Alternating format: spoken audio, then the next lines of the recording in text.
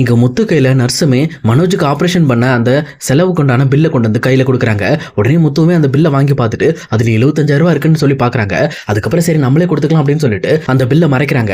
அப்ப அண்ணாமலையுமே என்னாச்சுரா, ஏதோ பில்லா, பணம் ஏதோ தேவைப்படுதா அப்படின்ற மாதிரி கேட்கறாங்க. ஆனா முத்து இருந்துட்டு அதெல்லாம் ஒண்ணும் இல்லப்பா, இது சின்ன பில்லு தான், நான் பாத்துக்கிறேன் அப்படின்ற மாதிரி சொல்லிட்டு இங்க முத்து மீனாவும் அந்த பில்லை தனியா எடுத்துட்டு போயிட்டு அவங்களுமே யோசிக்க ஆரம்பிக்கிறாங்க. இப்ப என்கிட்ட ஒரு 10,000 ரூபாய், உங்ககிட்ட ஒரு 5,000 ரூபாய், 15,000 இருக்கு, இதை நம்ம எப்படியாவது ரெடி பண்ணணும்னு சொல்லிட்டு அவங்களுமே தெரிஞ்ச ஆளுங்கிட்ட எல்லாத்தையுமே கடனா வாங்கி ஒரு விலையை 75,000 ரூபாய் பில்லையும் கட்டிடுறாங்க. ஆனா இந்த விஷயம் எல்லாத்தையுமே அண்ணாமலை கவனிச்சுட்டு தான் இருக்காரு. விஜயாவும் அதை பார்த்தும் பார்க்காத மாதிரியும் எதுவுமே தெரியாத மாதிரி அங்க உட்காந்துட்டு இருக்காங்க. அதுக்கப்புறம் இங்க நைட்டு ஃபுல்லா மனோஜை பாத்துக்கிறதுக்காக ரோகிணி அவங்க கூட இருந்து மனோஜ் கூட ரொம்பவே சென்டிமெண்டலா அட்டாச் ஆகிட்டு, நீ கவலைப்படாத மனோஜ், எல்லாமே சரியா போயிடும் அப்படின்னு சொல்லி அவங்களுக்கு கொஞ்சம் கொஞ்சமா ஆறுதல் சொல்லி மனோஜை தேத்திக்கிட்டு இருக்காங்க. ஆனா மனோஜும் இவருக்கு கண்ணில் அடிபட்டதுனால ரொம்பவே பயப்பட ஆரம்பிக்காரு. சொல்லப்போனா தன்னால இதுக்கு மேல பார்க்க முடியாது போல இருக்கு, தன் கண்ணு மட்டும் போயிடுச்சுன்னா இதுக்கு மேல நம்ம என்ன பண்ண போறோம் அப்படின்னு சொல்லி தெரியாம ரொம்பவே கவலைப்பட்டு அழ ஆரம்பிக்கிறாரு. ஆனா இங்க ரோகிணியுமே, நீங்க கவலைப்படாதீங்க, எந்த ஒரு காரணத்தை கொண்டு உங்களுக்கு எதுவும் ஆகாது, நான் உங்க கூட இருக்கேன், எல்லாமே சரியா போயிடும், நான் எந்த நிலைமையிலையும் உங்களை விட்டுட்டு போக மாட்டேன் அப்படின்ற மாதிரி இங்க மனோஜ்க்கு தைரியம் கொடுத்து பேசிட்டு இருக்காங்க. ஒரு வழியா இந்த பக்கம் காலையில விடிஞ்சதுக்கு அப்புறம் அடுத்த நாள் காலையில அண்ணாமலை விஜயாவும் சேர்ந்துட்டு மனோஜ் பார்க்கறதுக்காக ஹாஸ்பிட்டல் கிளம்பலாம்னு சொல்லி தயாராகிறாங்க.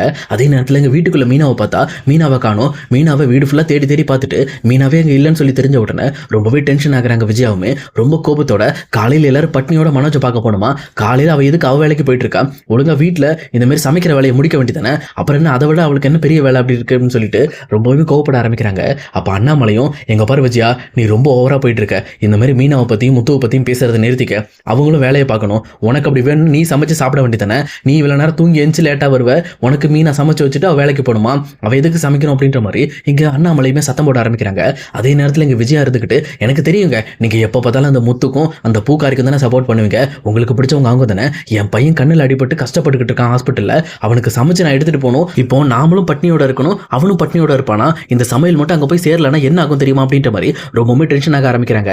ஆனா அதே நேரத்தில் ஸ்ருதியுமே, இங்க பாருங்க ஆண்டி, நீங்க மீனாவை திட்டுறது ரொம்பவே தப்பு, மனோஜுக்கு அவங்க சமைச்சு வச்சுட்டாங்க, அங்க பாருங்க மனோஜுக்கும் ரோஹிணிக்கும் கேரியர்ல வச்சிருக்காங்க, அதை நம்ம எடுத்துட்டு போயிடலாம், நம்ம போற வழியில ஹோட்டல்ல சாப்பிட்டுக்கலாம், அவங்களுக்கு முக்கியமான வேலை கூட இருக்கும், நீங்க எதுக்காக அவங்களோட பர்சனல் விஷயத்துல தலையிடுறீங்க, சொல்லப்போனா மனோஜுக்குமே இப்ப நீங்க சமைக்க கிடையாது, இவங்க மீனா தானே சமைச்சிருக்காங்க, அப்புறம் எதுக்காக மீனாவை நீங்க குறை சொல்றீங்க அப்படின்ற மாதிரி சொல்றாங்க. இதை கேட்டோன்னு விஜயாக்கு ரொம்பவே கோபம் வந்துருது. இங்க பார் ஸ்ருதி, இந்த மாதிரி மீனாவை திட்டும் போது நீ குறுக்க வராத, அப்புறம் அதுக்கு பதிலா நீ தான் திட்டு வாங்குவ அப்படின்னு சொல்லி இங்க ஸ்ருதியை மிரட்ட ஆரம்பிக்கிறாங்க. அப்ப ஸ்ருதியுமே, இங்க பாருங்க நான்லாம் மீனா மாதிரி கிடையாது, கேட்டுட்டுலாம் போக மாட்டேன், என்ன பண்ணுவேன்னு எனக்கே தெரியாது அப்படின்னு சொல்லிட்டு ரொம்பவுமே கோவப்பட ஆரம்பிக்கிறாங்க.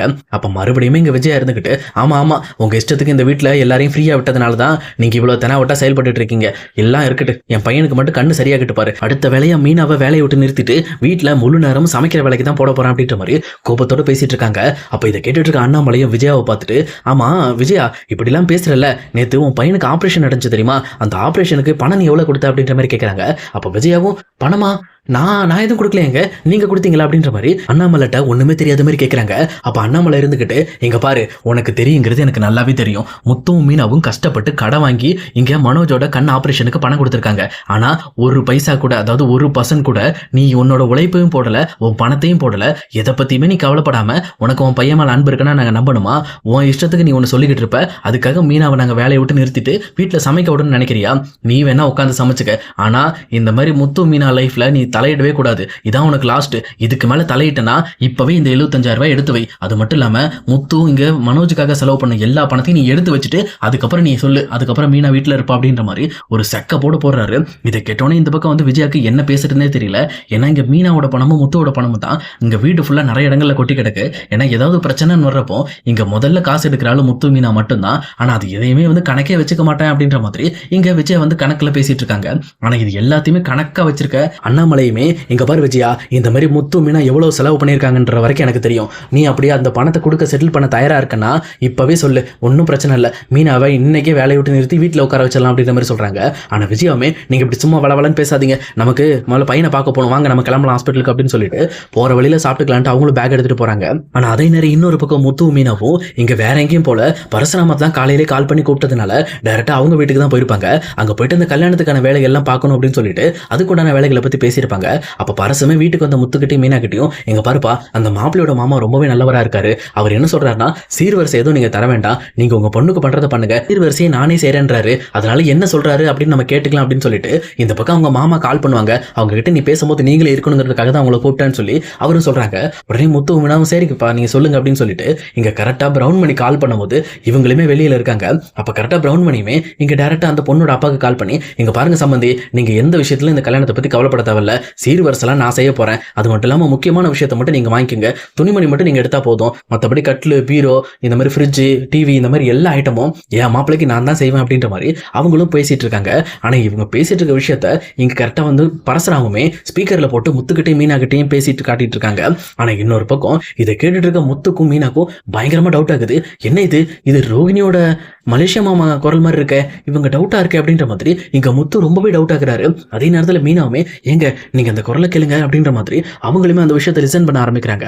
அப்ப கரெக்டா இங்க பரசுராமருமே அந்த கால் பேசி முடிச்சுட்டு கட் பண்ணதுக்கு அப்புறம் முத்து மீனாவும் அட்டன் டைம்ல இப்போ இங்க மாமான்னு ஒருத்தர் பேசினார்ல, அவரோட போட்டோ எதுவும் அவங்க கிட்ட இருக்கா அப்படின்ற மாதிரி கேட்கறாங்க. ஆனா பரசுமே இல்லையப்பா போட்டோ எதுவும் இல்லையே, ஏன் என்னாச்சு அப்படின்ற மாதிரி கேட்கறாங்க. இல்ல அவர் பேசுறதை பார்த்தா எனக்கு தெரிஞ்சவங்க மாதிரி இருக்கு அப்படின்ற மாதிரி இங்க முத்துவுமே லைட்டா வந்து பட்டும் படாம பேசுறாரு. ஏன்னா இது கல்யாண விஷயம் அப்படின்றதுனால எதையுமே ஓப்பனா பேசி பிரச்சனை கிளப்பிடக்கூடாதுன்னு ரொம்பவே தெளிவா பேசிட்டு இருக்காரு. உடனே இந்த பக்கம் பரசுராம இருந்துகிட்டு, ஒன்னும் இல்லப்பா அவரு இன்னைக்கு இந்த பீரோ கட்டெல்லாம் எடுக்கிறதுக்காக உங்க அண்ணன் கடைக்கு தான் போறேன்னு சொல்லிட்டு இருந்தாரு. ஆனா அது உங்களோட அண்ணன் கடைன்னு அவருக்கு தெரியாது, ஏன்னா அவர் எப்பவும் போல அந்த பேரை மட்டும் சொல்லி அங்க நான் போய் எடுக்க போறேன்னு சொன்னாரு.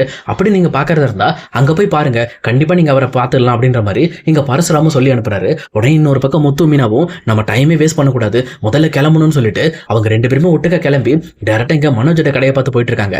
இங்க மனோஜோட கடையில மனோஜ் ரோகிணி கிடையாது. ஆனா இது தெரியாத பிரவுன் பண்ணியும் எப்படியாவது இன்னைக்கு நம்ம டைரக்டா மனோஜோட கடைக்கு போறோம், அங்க போனது மட்டும் இல்லாம ரோகிணி பாப்பா மூலமா நிறைய பொருளை நம்ம ஆஃபர்ல வாங்குறோம்னு சொல்லி பிரவுன் மணி ஒரு பக்கம் பிளான் பண்ணி தான் அந்த கடைக்கு போறாரு.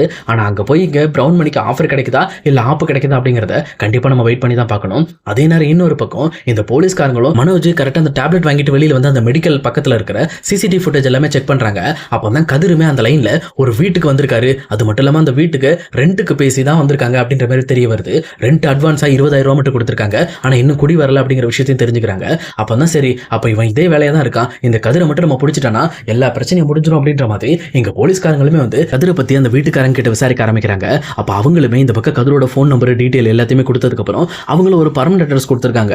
அதை பார்த்துட்டு எதுக்கும் நம்ம இங்க போய் செக் பண்ணி பார்த்தா சரியா போயிடும் அப்படின்னு சொல்லிட்டு இதை பத்தி யோசிக்காம போலீஸ்காரங்களும் இங்க கதிரை தேடி போயிட்டு இருக்காங்க. ஆனா இது எதுவுமே தெரியாத கதிருமே, அப்பா நல்ல வேலை அந்த மனோஜ்ல இருந்து தப்பிச்சிட்டோம், இதுக்கு மேல இந்த ஊர்ல இருந்தா நமக்கு பிரச்சனை தான் போல இருக்கு, பேசாம இந்த ஊரை விட்டு கிளம்பி ஒரு 2 வருஷத்துக்கு வெளியூர்ல இருந்துட்டு வந்தாதான் இந்த தொந்தரவு இருக்காது. ஏன்னா 30 லட்சங்கிறது சாதாரண விஷயம் இல்ல, இவனை மாதிரி எந்த ஒரு முட்டா பையிலும் நம்ம கிட்ட 30 லட்சம் ரூபாய் ஏமாறலன்னு சொல்லி கதிருமே ஒரு ஒய்ஃப் கிட்ட பேசிட்டு இருக்காரு. உடனே அவங்களும் இருந்துகிட்டு, எங்க இப்ப நம்ம கடைசி இடத்துக்கு ப்ராஜெக்ட் இருக்குல்ல, அந்த வீடியோ முடிச்சிருவாங்க, அதுல ஒரு 2-3 லட்சம் கிடைச்சதுனாலே போதும், அட்வான்ஸ் வாங்குற மாதிரி வாங்கிட்டு ஓடிடுவோம், லாஸ் ஆனா 20,000 தான் லாஸ் ஆக போகுது, அப்புறம் என்னங்க இருக்கு அப்படின்ற மாதிரி அவங்களுக்குள்ள பேசிட்டு இருக்காங்க. ஆனா இவங்க யாருமே எதிர்பார்க்காத மாதிரி அதே இடத்துக்கு போலீஸ் வராங்க. வந்தது மட்டும் இல்லாம இந்த பக்கம் கதிரோட வீடு கதவை தட்டி நீங்க தான் கதிர் அப்படின்ற மாதிரி கேஷுவலா விசாரிக்க ஆரம்பிக்கிறாங்க. ஆனா இந்த பக்கம் கதிருமே போலீஸ்காரங்களை பார்த்த உடனே என்ன பண்றதுன்னு தெரியல, அப்படியே ஸ்டன் ஆகி போய் நின்றுட்டு இருக்காரு. அதே நேரம் கதிரோட ஒய்ஃபுமே, சார் உங்களுக்கு என்ன வேணும், என்ன ஏதாவது உதவி வேணுமா அப்படின்ற மாதிரி கேட்கறாங்க. அப்ப போலீஸ்காரங்களே, அதெல்லாம் ஒண்ணும் இல்லம்மா, இங்க கதிர்னு ஒருத்தர் நாங்க தேடி வந்தோம், அது உங்க ஹஸ்பண்ட் தானே அப்படின்ற மாதிரி கேட்கறாங்க. ஆமா சார் இவர் தான் கதிர், என்னாச்சு என்ன பிரச்சனை அப்படின்ற மாதிரி கேட்கறாங்க. அப்பதான் போலீஸ்காரங்களும், ஒன்னும் இல்ல ஒரு சின்ன கேஸ் விஷயமா அவரை பத்தி நாங்க விசாரிக்கணும், கொஞ்சம் நீங்க 2 பேரும் ஸ்டேஷன் வரைக்கும் வந்தீங்கன்னா நல்லா இருக்கும் அப்படின்ற மாதிரி கூப்பிடுறாங்க. ஆனா கதிரும் கதிரோட ஒய்ஃபும், இங்க பாருங்க சார் நாங்க தான் எந்த தப்பும் பண்ணலையே, நாங்க எதுக்காக ஸ்டேஷனுக்கு வரணும்னு சொல்லி அடம்பிடிக்க ஆரம்பிக்கிறாங்க. அப்பதான் போலீஸ்காரங்களும், யாரு நீங்க எந்த தப்பு பண்ணலையா, வாடகை வீட்டுல குடியிருக்கிறேன் பேர்ல சொந்த வீடு கொடுக்குறேன் விற்கிறேன்னு சொல்லி ஏமாத்தி எவ்வளவு பேர்ட்ட பணத்தை ஏமாத்திருப்பீங்க, நீங்க கடைசியா ஏமாத்தினீங்கல்ல 30 லட்சம் ரூபாய், அந்த சம்பந்தப்பட்ட கேஸையுமே நாங்க எடுத்துக்கிட்டோம், இதனால உங்க 2 பேர் மேலேயும் கேஸ் ஃபைல் பண்ணிருக்கோம், இப்ப நீங்க 2 பேர் வந்துதான் ஆகணும்னு சொல்லிட்டு இங்க கதிரையும் கதிரோட ஒய்ஃபையும் போலீஸ்காரங்க ஒரு பக்கம் அரெஸ்ட் பண்ணி டைரக்டா அங்க ஸ்டேஷனுக்கு கூட்டிட்டு போறாங்க. ஆனா அதே நேரம் இன்னொரு சைடு முத்துவும் மீனாவும் சேர்ந்துட்டு இங்க எப்படியாவது பிரவுன் மணியை பார்க்கணுங்கிறதுக்காக அவங்களுமே மனோஜோட கடையை பார்த்து போயிட்டு இருக்காங்க. சப்போஸ் அங்க போயிட்டு இந்த பக்கம் வந்து பிரவுன் மணி தான் இப்படிலாம் நடிச்சிட்டு இருக்காரு அப்படின்னு சொல்லி தெரிஞ்சிச்சுன்னா முத்துவும் மீனாவும் என்ன பண்ணுவாங்க அப்படிங்கிறத இனி வரப்போற எபிசோட்ல கண்டிப்பா பார்க்கலாம் கைஸ்.